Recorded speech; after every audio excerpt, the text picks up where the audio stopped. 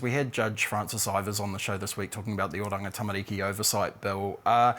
She was essentially asking why the government didn't wait until the findings of the abuse and care inquiry to sort of advance that legislation. Why was that? Well, we actually already had a report from 2018 called the Beattie Report, which already had asked government to put in place these changes to create a more comprehensive oversight function for Oranga Tamariki. So we'd already had several years of having waited for that.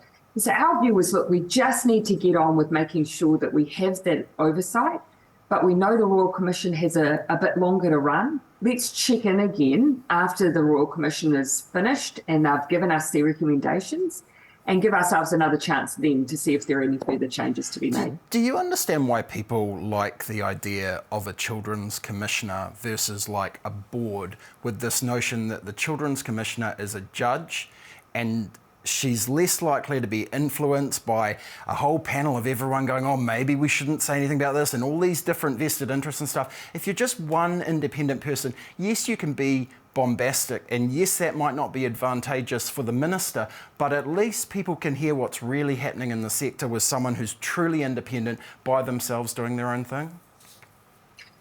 Well, firstly, I would say we will still have a Chief Children's Commissioner. I do not expect for a moment that we will have anyone in that role that will be any less of an advocate than every other Children's Commissioner that we've had. And keep in mind, I've been from a range of backgrounds. Sometimes we've had judges, sometimes we've had social workers. But what you would have noticed in recent times, and this started with, for instance, the last Children's Commissioner, he was concerned, for instance, that Māori weren't having a voice through him being the singular children's representative.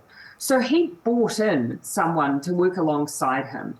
So our reference point was, we were seeing that the Children's Commissioner was wanting to naturally themselves bring in the voices of others. So this allows a Chief Children's Commissioner to have, for instance, Māori, Pacific, disability and young people with lived experience working alongside them. I do not expect them to dilute their advocacy as a result of that. I guess, be that as it may, the Children's Commissioner is saying, well, that independence and the fact that she can look into individual cases is something that she quite likes. But we'll move on to a big topic. However, the Children's Commissioner has not been investigating individual complaints for a number of years. They've already been with the... But it's a possibility, isn't it? It's a possibility because what it allows, it's all about the separation of powers in government, right? And people tend to quite like that, particularly Māori when a part of the public service is failing. I mean, Oranga Tamariki for Māori is... Well, if I may, I agree with you. The separation is incredibly important. It's why we have, for instance, the Officers of Parliament, the Ombudsman, who has the powers of investigation. And I think that's the reason the Ombudsman has already been doing this job. And so they are going to continue to do that job of investigating those complaints.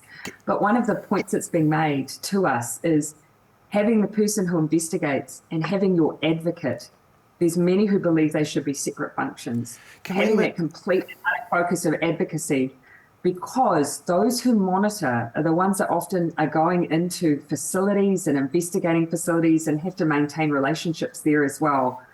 Being an advocate, you don't want to have to worry about that. Just want to be the very best advocate you can be on behalf of children and young people.